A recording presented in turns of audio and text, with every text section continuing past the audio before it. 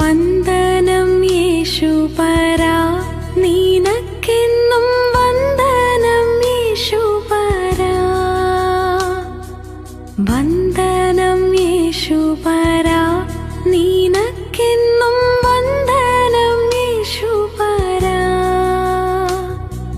വന്ദനം ചെയ്യുന്നു